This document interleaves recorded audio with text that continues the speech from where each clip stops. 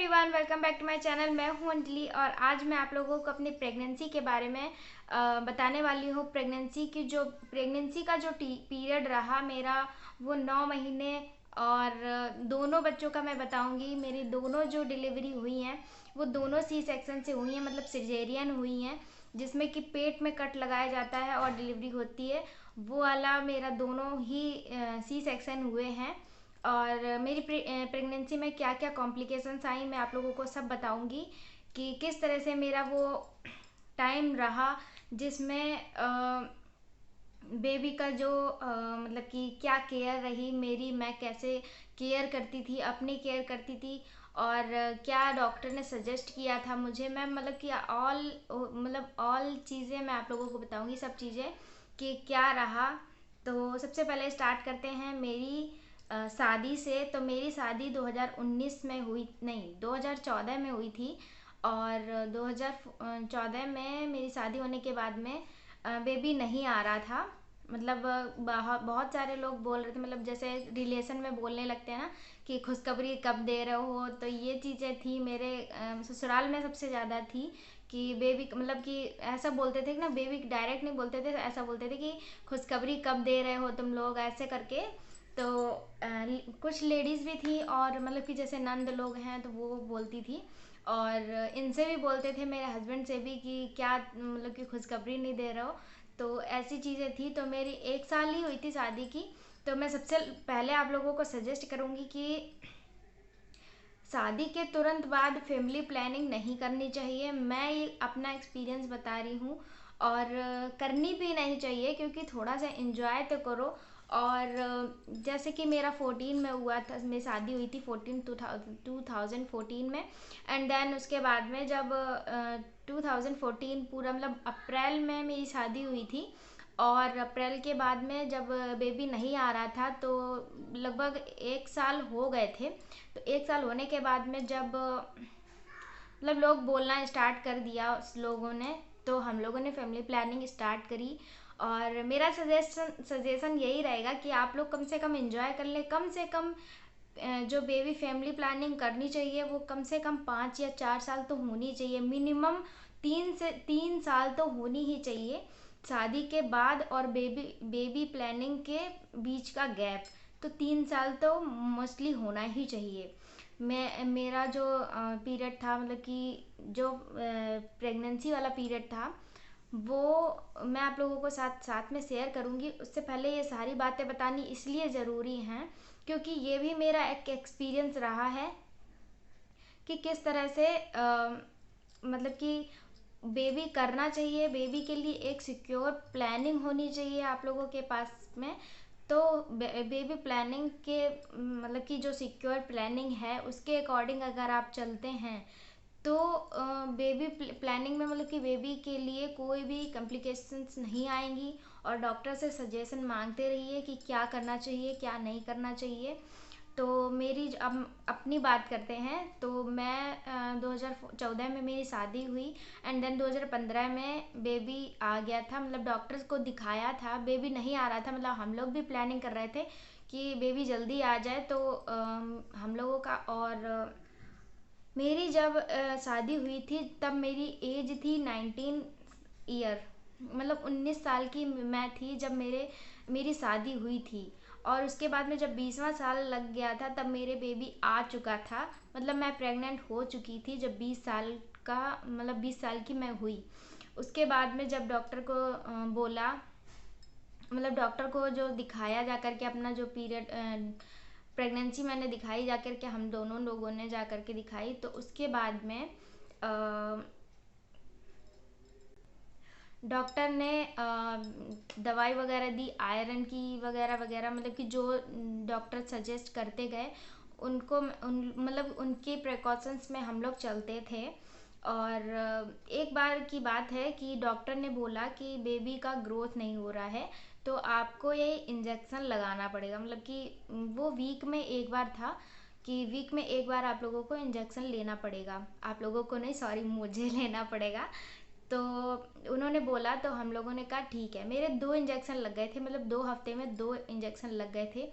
उन्होंने कहा कि ग्रोथ नहीं हो रही है, सर नहीं बढ़ रहा है, ये डॉक्टर्स मतलब कि अपना जो है कि ये डिलीवरी में थोड़ा सा कॉम्प्लिकेशंस आ जाएं ताकि हमें सिजेरियन करना पड़े, ये मेरा मानना है कि सिजेरियन करना पड़े इसीलिए मतलब कॉम्प्लिकेशंस आए तो हमें सिजेरियन करना पड़े, ऐसा मतलब कि मेरा मानना है। अगर आप लोगों को लगता है कि डॉक्टर पे बिलीव करना चाहिए तो आप करिए, क्योंकि पहले के ज़माने में ऐसा नहीं होता था कि सिजेरियन ही होते थे, बच्चे नॉर्मल ही होते थे पहले के ज़माने में। तो उन्होंने बोला कि इंजेक्शन लो और इनको लगाओ, लगवा लो या किसी से या हमारे पास आओ तो हम लगा देंगे। मानी हुई हमारे यहाँ की डॉक्टर हैं, बहुत ही अच्छी सिजेर मतलब कि गायनोलॉजिस्ट हैं, वो अच्छी हैं यहाँ पे कानपुर की। नाम नहीं मैं लूँगी क्योंकि क्या फ़ायदा मैं वीडियो देखूँ, मतलब कि बहुत सारे लोग हैं वीडियो देख भी सकते हैं, तो मैं नाम नहीं लूँगी। तो उन डॉक्टर ने बोला कि ग्रोथ नहीं हो रही है बेबी की,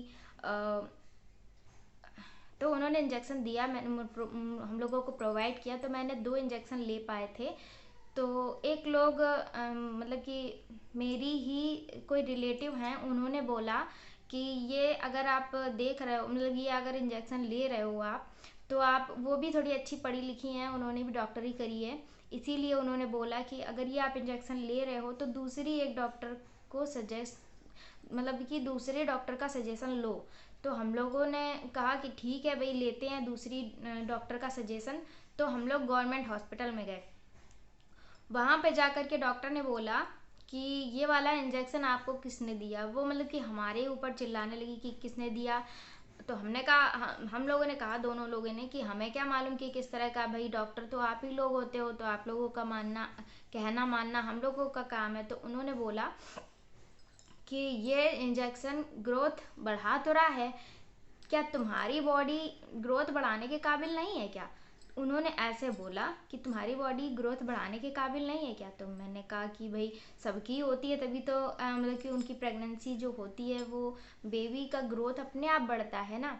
तो उन्होंने मना कर दिया इस इंजेक्शन के लिए, महंगा भी बहुत पड़ रहा था, 500-600 रुपये का एक इंजेक्शन था। और ग्रोथ बढ़ाने का इंजेक्शन, मतलब कि हम लोगों को अभी कुछ समझ में आया कि ये गवर्नमेंट हॉस्पिटल में हैं, गवर्नमेंट जॉब पे हैं, कुछ तो नॉलेज होगी उनको।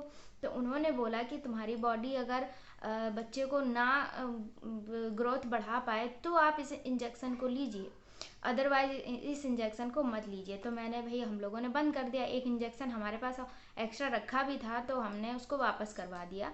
तो वो वापस करवा दिया इसलिए भाई डॉक्टर ने, उन्होंने मना किया था।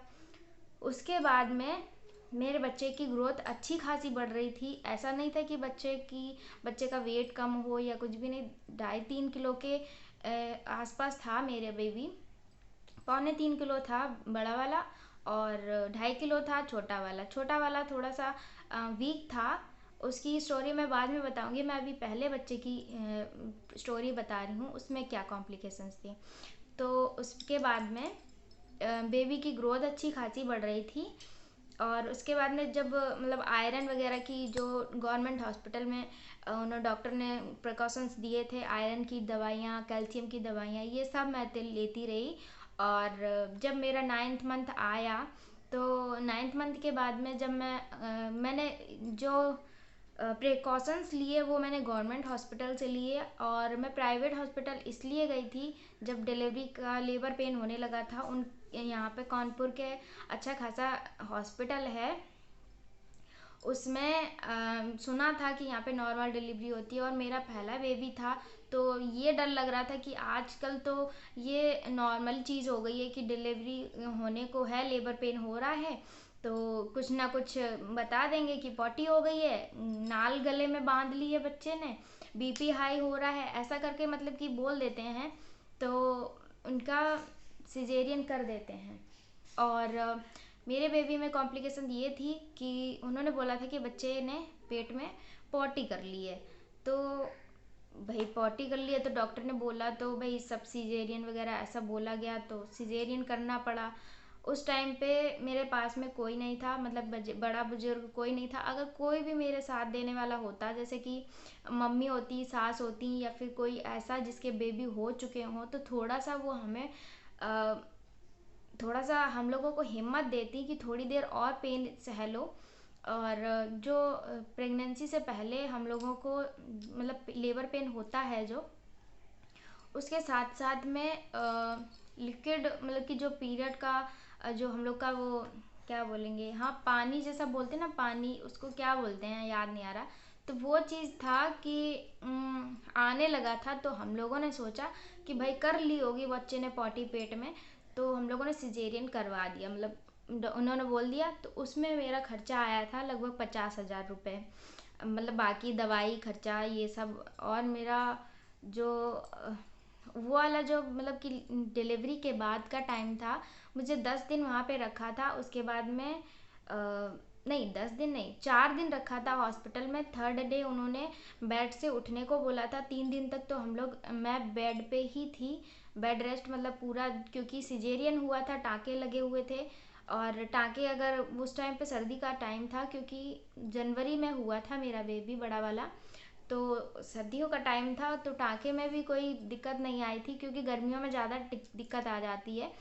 जो टाँके होते हैं वो पकने लगते हैं, किसी किसी का जो बॉडी होता है वो सही नहीं कर पाता है, किसी का मतलब बॉडी हर एक तरह की होती है। तो मेरी बॉडी तो सही थी उस टाइम पे। मेरे 4 दिन बेड पे मतलब कि रखा गया।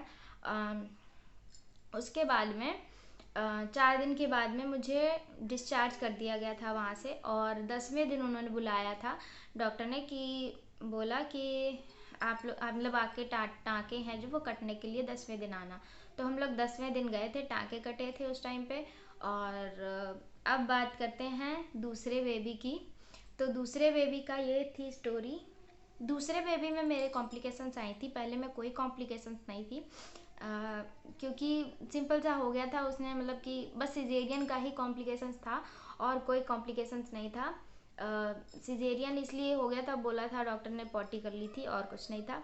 बाकी सब मेरा बीपी वगैरह सब सही था, ग्रोथ भी बच्चे की अच्छी थी। और ऐसा अब अगर आप लोगों को बोलें डॉक्टर की ग्रोथ नहीं हो रही है, अगर आप दूसरे मतलब कि ऐसा कोई डॉक्टर बोलता है, तो आप पहले जा कर के दूसरे डॉक्टर से सजेशन मांगिए। अगर वो भी बोलता है कि इंजेक्शन लेना आप लोगों के लिए सही है, आप लोगों के लिए नहीं सॉरी प्रेग्नेंट लेडी के लिए अगर वो सही है तो आप ले सकती हैं। अदरवाइज़ आप ऐसी कोई भी मेडिसिन ना लें जिससे बच्चे के ऊपर इफ़ेक्ट आए, या फिर मतलब बच्चे को बोला जाए कि ये ग्रोथ नहीं हो रही है। आपकी बॉडी मतलब कि सही है तो बच्चे की ग्रोथ ज़रूर होगी, और पेट के अंदर वो रहता है तो। और अल्ट्रासाउंड वगैरह जो है वो प्रॉपरली मैंने करवाए भी थे, हर महीने अल्ट्रासाउंड होता था। जो बच्चे की हार्ट बीट होती है वो भी हमेशा मैंने करवाई, मतलब कि हर महीने डॉक्टर है जो वो प्रिकॉशंस के लिए बुलाती थी। तो मैं जाती भी थी अच्छे खासे, मतलब कि उन्होंने बोला भी था कि नॉर्मल हो सकता है, क्योंकि फर्स्ट बेबी में थोड़े से कॉम्प्लिकेशंस कम आते हैं। फर्स्ट बेबी में चांसेस भी रहते हैं कि वो नॉर्मल हो सकता है, लेकिन मेरा नहीं हुआ था। कहीं कहीं हो जाता है, लेकिन अब तो ये उन्होंने वो बना रखा है, शेड्यूल बना रखा है कि अब ऑपरेशन करना ही करना है लेडीज़ का। तो अब बात करते हैं दूसरे बेबी की। तो दूसरे बेबी में कॉम्प्लिकेशन ये आई थी कि मेरा बेटा था जो वो बड़ा वाला, वो 1 साल का भी नहीं हुआ था। तो जब जैसे कि डिलीवरी के बाद में 1 महीने 15 दिन पीरियड्स आते रहते हैं, तो उसकी वो चीज़ मेरे तो आती रही थी। लेकिन उसके बाद में मेरा 1 साल के लिए जो पीरियड था वो बंद हो गया था, मतलब 1 साल के लिए मेरे पीरियड नहीं आए थे। डिलीवरी के बाद 1.25 महीना बोलते हैं, तो 1.25 महीना मेरे डिलीवरी के बाद पीरियड्स आए थे। एंड देन उसके बाद में पीरियड्स नहीं आए थे 1 साल तक। तो 1 साल तक पीरियड्स नहीं आए। तो उसके बाद में जब मेरा मतलब कि हम दूसरा बेबी आया, तो वो 1 महीने के लिए मेरा पीरियड आया और उसके बाद में फिर से बंद हो गया। मतलब कि बेबी मेरे आ चुका था 1 साल के बाद में, मेरा 1 महीने के लिए पीरियड आया, मतलब 1 महीना आया, जो भी आता है 4-5 दिन वो आया, उसके बाद में फिर बंद हो गया, मतलब कि मेरे बेबी आ चुका था। तो ये चीज़ मुझे नहीं मालूम थी कि मेरे बेबी आ चुका है। उसके बाद में मैंने जो प्रेगा न्यूज़ की किट होती है मैंने उससे चेक भी किया, तो उसमें भी कुछ ऐसा लाइन वगैरह थी नहीं। मैंने बल्कि 1 महीना 15 दिन के बाद में चेक किया था, क्योंकि 1 महीने के बाद अगर 1-2 दिन भी अगर आपके चढ़ रहे हैं दिन, तो आपको मतलब कि श्योर होना चाहिए कि ये पीरियड्स मतलब कि बच्चा है या नहीं है। तो आप मैंने भी ऐसे ही प्रेगनेंसी से चेक किया, उसके उसमें कुछ भी नहीं आया कि मैं पॉजिटिव हूँ या निगेटिव हूँ। नहीं सॉरी निगेटिव तो आया था, पॉजिटिव नहीं आया था। तो मैंने कहा भाई नहीं होगा, जैसे 1 साल के लिए बंद हो गया था फिर से बंद हो गया होगा। तो फिर से मैंने फिर एक और महीना निकल गया, उसके बाद में मैंने फिर से चेक किया। मैंने कहा अब 2 महीने हो गए हैं कि अब चेक करती हूँ कि बेबी तो नहीं है मेरे फिर से। तो मैंने फिर से प्रेगोनीज मंगाई और उस पर मैंने चेक भी किया। मैंने मतलब कि 2 बार हो गया, दूसरी बार उसमें भी मेरा निगेटिव आया, उसमें भी मेरा निगेटिव आया। तो मैं आप लोगों को ये बोलना चाहूँगी कि ये जो किट होती हैं प्रेगा न्यूज़ वगैरह, तो इनको आप एक बार अगर आप श्योर हैं कि आपके बेबी है और प्रेगा मतलब ये जो किट में नहीं आ रहा है, तो आप सीधे ब्लड टेस्ट करवाएं। तो मैंने ब्लड टेस्ट तो नहीं कराया था। उसके बाद में क्या हुआ मैं आपको बताती हूँ। दूसरी बार जब वो किट में चेक किया तो वो निगेटिव आया। तो निगेटिव आने के बाद में मैंने फिर मतलब कि मुझे मतलब जैसे वॉमिटिंग आती है ना, तो वो वॉमिटिंग आती थी, चक्कर भी आते थे। और उसके बाद में जब मैंने इनसे बोला, मैंने हस्बैंड से बोला कि मेरे को वॉमिटिंग भी आती है, चक्कर भी आते हैं, और जो किट में है उसमें बताता नहीं है कि पॉजिटिव है या निगेटिव, मतलब निगेटिव तो होता ही है, निगेटिव। तो इन्होंने बोला कि चलो 1-2 दिन बाद डॉक्टर को दिखा देंगे। तो डॉक्टर को दिखाने से पहले ही मुझे काफ़ी सारे पीरियड्स आ गए, मतलब जो ब्लीडिंग होती है वो काफ़ी सारी आ गई। उसमें क्लॉटिंग टाइप में आती थी, इतने बड़े बड़े क्लॉट्स आते थे। और मतलब काफ़ी दिन नहीं, एक ही दिन की बात बता रही हूँ मैं, काफ़ी दिन नहीं आया, एक ही दिन आया, दोपहर का टाइम था। उस टाइम पे बहुत सारे क्लॉट्स आए और पीरियड भी काफ़ी सारा आया, ब्लीडिंग भी बहुत सारी हुई। और मेरे हस्बैंड मेरे पास में नहीं थे, मेरे हस्बैंड मम्मी के कमरे में थे, क्योंकि मेरी मम्मी जो है वो पैरालिसिस हैं, तो उनकी भी तबीयत ख़राब थी उस टाइम पे। तो ये उनके कमरे में लेटे हुए थे, कूलर वगैरह चल रहा था। मार्च का टाइम था, जिस टाइम इसी टाइम का शायद टाइम था, ये जून है, मार्च या अप्रैल का टाइम था, 1 महीने पहले की बात है। मतलब कि तो मैंने इनको आवाज़ दी, नहीं आए। मेरे को बहुत ज़्यादा पेन भी हो रहा था, इनको बुलाया नहीं आए, बहुत बार बुलाया, मैं खुद ही पेन में थी। मेरा छोटा जो मतलब बड़ा वाला जो बेटा था वो भी मेरे पास में था, वो हालांकि सो रहा था, लेकिन नहीं आए। तो का मतलब बहुत देर में आए, तब तक मेरी जो बेड था, बेडशीट पूरी गंदी हो चुकी थी, गद्दा गंदा हो चुका था पूरा, मतलब इतना ज़्यादा ब्लीडिंग आ रही थी, बहुत ज़्यादा ब्लीडिंग आई थी, कॉम्प्लिकेशन बहुत बढ़ गया था। मैंने सब समेटा, मेरे हस्बैंड ने भी समेटा, मतलब कि मैं उस हालत में नहीं थी उस टाइम पे कि मैं कुछ कर पाऊँ या मतलब कि नहा धो करके डॉक्टर के पास भी नहीं जाना, मतलब जा पा रही थी इतनी ज़्यादा। तो मैंने इतना मोटा कपड़ा लिया, तब जाके मैं उस पर बैठी। और उसके बाद में मैंने नहाया धोया, और मतलब गंदगी तो हो ही गई थी, बैठी थी मैं पूरा, मतलब कि नीचे जो बिस्तर था वो गंदा हो चुका था। मैं नहाने के लिए गई जब कपड़ा लेकर के, तो मतलब कि तब भी ये ब्लीडिंग रुक नहीं रही थी, काफ़ी सारी ब्लीडिंग आई थी और क्लॉट्स आ रहे थे इतने बड़े बड़े। तो मैंने सोचा कि अगर बेबी नहीं था तो ये ऐसा क्यों हो रहा है। तो मैं डॉक्टर के पास गई, क्योंकि किट में नहीं आया था, मैंने ब्लड टेस्ट नहीं करवाया था, किट में नहीं आया था। 2 बार मैंने, एक बार नहीं 2 बार चेक किया, किट में नहीं आया था, इसलिए मैं कंफ्यूज थी कि बेबी नहीं है तो फिर ये क्यों हो रहा है। मैं उस टाइम पे इतनी एज भी नहीं थी मेरी कि मैं कुछ समझ पाऊँ कि क्या है क्या नहीं। तो इसीलिए मैंने आप लोगों को बोला कि अगर आपकी शादी हुई है तो कम से कम उसमें 3 साल का गैप हो, पूरी जानकारी ले लें कि किस तरह से बेबी को अचीव करना है और किस तरह से डिलीवरी करनी है, किस तरह से हमें उसकी पूरी केयर करनी है। आपको उस एज में होना चाहिए। और मेरी एज उस टाइम पे 21 थी, क्योंकि 20 में तो वो हो गया था बड़ा वाला, उसके बाद में 1 साल का गैप भी हुआ। उसके बाद में जब दूसरा बेबी आया तो मेरी एज 21 हो चुकी थी उस टाइम, तो मैं 21 की थी। और आज के टाइम पे 21 की जो लड़कियां हैं वो ऐसे ही घूम रहे, अनमैरिड हैं, जब बल्कि 25 साल की 26 साल की हो जाती हैं लड़कियां, तब तक वो अनमैरिड रहती हैं। और मेरी शादी 19 साल में हो जाना बहुत ही ज़्यादा मेरे लिए बुरी चीज़ थी, बुरी बात थी कि मेरी इतनी जल्दी शादी हो गई और इतनी जल्दी बेबी भी आ गया। तो उसके बाद में मैं डॉक्टर के पास में गई, जैसे तैसे जा पाई उस तरह से गई। और मैंने उनको ऐसे सब बातें बताई कि इतने बड़े बड़े क्लॉट्स आ रहे हैं, ये हो रहा है, मतलब सब बताया। तो उन्होंने जो है टॉयलेट सैंपल लिया और किट में उन्होंने चेक किया तो वो पॉजिटिव आ गया।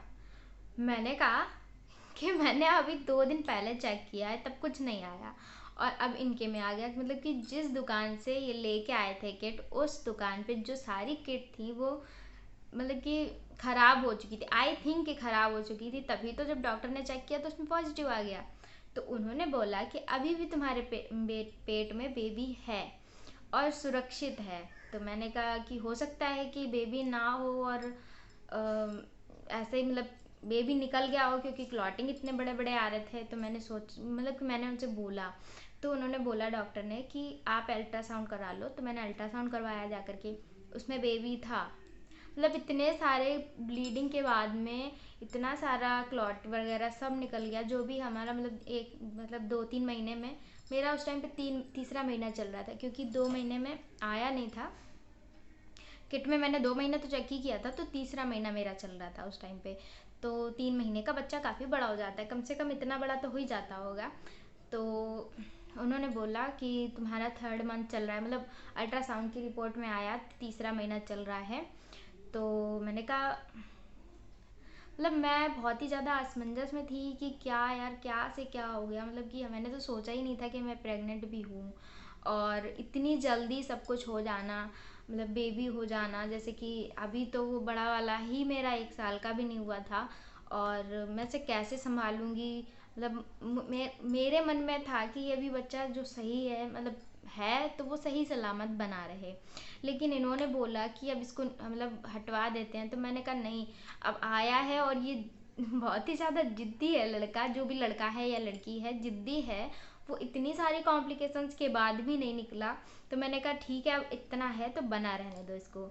तो मैंने उसको बना रहने दिया, मतलब कि बेड रेस्ट बोल दिया उन्होंने, डॉक्टर ने बेड रेस्ट बोल दिया।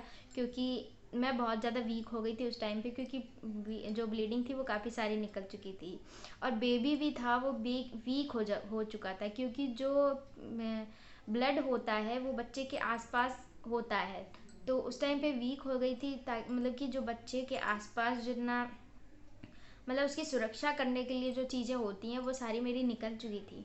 तो मेरे को ये डर लग रहा था कि अगर ये निकल गया तो अच्छा तो रहेगा मेरे लिए, क्योंकि मेरी एज कम थी, मेरे पास बच्चा था। लेकिन मेरा मन नहीं मान रहा था कि मुझे इसको हटाना चाहिए। तो वो हटा भी नहीं था, जिद्दी था। मतलब जो मेरा छोटा वाला है आस्तोस, वो जिद्दी था, वो हटा नहीं। तो मैंने कहा चलो बना रहने देते हैं। तो बना रहने दिया। अब डॉक्टर के प्रिकॉशंस पे चली और उसके बाद में जो भी आयरन वगैरह की मेडिसिन थी, पूरा बेड रेस्ट लिया। उसके में जो डिलीवरी का टाइम आया, मेरे लेबर पेन हो चुका था। उन्होंने हालांकि टाइम दे दिया था उन डॉक्टर ने 6 जनवरी को, नहीं हाँ 20 दिसंबर का टाइम दिया था उन्होंने। तो उससे पहले ही मेरे लेबर पेन आ चुका था।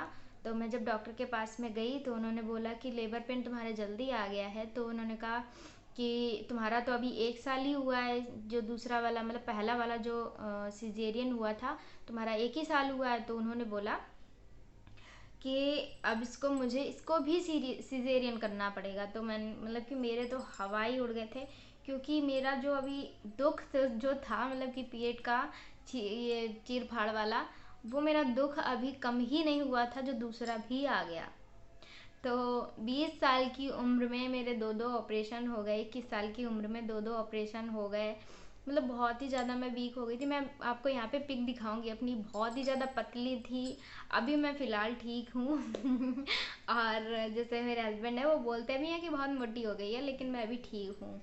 और जो वीडियो है वो काफ़ी बड़ी हो रही है, तो मैं जल्दी जल्दी निपटा देती हूँ। और उसके बाद में जब मेरा जो पूरा प्रिकॉशंस चला, मैंने वो किया, सब कुछ किया। डॉक्टर ने जो प्रिकॉशंस दिए थे मैं उसको फॉलो करती आई। उसके बाद में जब डिलीवरी का टाइम आया तो मेरे पेन स्टार्ट हो गया था। जब डेट दी थी डॉक्टर ने, उससे पहले ही डिलीवरी का पेन स्टार्ट हो गया था और उन्होंने फिर सिजेरियन कर दिया। मेरा दूसरा वाला भी हो गया एंड देन दोनों मेरे बेटे सुरक्षित हैं। और फिर मेरे तीसरा कोई भी बेबी नहीं आया। मैंने अपना सिक्योरिटी ली मतलब सिक्योरिटी ऐसा कुछ नहीं, मेडिकल वाली जो सिक्योरिटी ली वो मतलब डॉक्टर के प्रिकॉशंस, मैं खुद अपना सिक्योरिटी लेती हूँ। और अभी मैं सही हूँ, सलामत हूँ, और मेरे बच्चे भी दोनों सही हैं। और उसके भी टाइम पे यही हुआ था कि मैं यहाँ पे पिक लगाऊंगी कि जो सिजेरियन वाला जो ऑपरेशन वाला वो होता है ना डिलीवरी, वो कैसी होती है, या पेट का कुछ पिक्स लगा दूंगी। तो वीडियो हो चुकी है, चाहे 24 या 25 मिनट की हो जाएगी। तो मेरा जो डिलीवरी हुई वो भी सिजेरियन हुई। और फिर उसके बाद में डिलीवरी के बाद में भी मेरे वही 10 दिन 15 दिन का जो टाँके वाला शेड्यूल रहता है वो वही रहा। 10 दिन का टाँके काटना मतलब वगैरह वगैरह सब। और मेरे 21 साल की उम्र मेरे 2 बेबीज़ हो गए थे। आप लोगों को मैंने पिक्स दिखा दी। तो अगर आप लोगों को मेरा ये वीडियो अच्छा लगा हो, अगर कुछ भी जानकारी मिली हो, तो आप लोग प्लीज़ कमेंट करिएगा नीचे, और लाइक करिए वीडियो को, चैनल को सब्सक्राइब करिए विद बेल आइकन। मैं यहाँ पे blogs, cooking and shopping, kids, मस्ती, हस्बैंड के साथ में पूरा वीडियोस मतलब यही सब डालती हूँ। तो आप लोग प्लीज़ मेरे वीडियो को लाइक कर दीजिएगा, सब्सक्राइब कर लीजिएगा विद बेल आइकन। मिलते हैं नेक्स्ट वीडियो में, तब तक के लिए बाय बाय।